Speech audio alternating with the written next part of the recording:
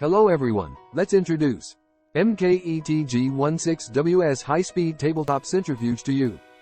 It is directly driven by a C-frequency conversion motor.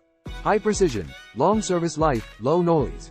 Patent certificate recognized. Maximum speed running noise is less than 58 decibels.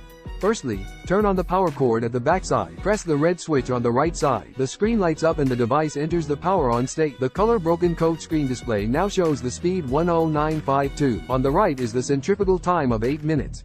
The left side of the lower part is the up speed gear. On the right is the downshift. Press the setup button. The screen starts flashing. The first one is the rotor number. No need to adjust. Next is the RPM. Increase and decrease with these two buttons. Press the changeover button and the centrifugal rate is displayed. The centrifugation rate is also displayed by these two buttons. Next is the centrifugation time. Once the parameters have been set, press our OK button to save them. The speed of the device is directly adjusted with the up arrow. The down arrow is used to adjust the speed of the device. Press and hold. The numbers start flashing and enter the adjustment state. It has 10 speeds to meet different needs. The same applies to the descending speed. Start flashing to adjust. The smaller the number, the faster the speed.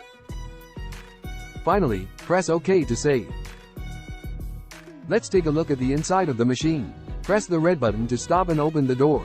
Door cover and the body of the double sealing ring design sealing is good. The inner chamber is made of 304 stainless steel for durability. This machine is equipped with a 6*50 mm angular rotor. Firstly, turn our nut counterclockwise. After loosening, lift up our rotor cover.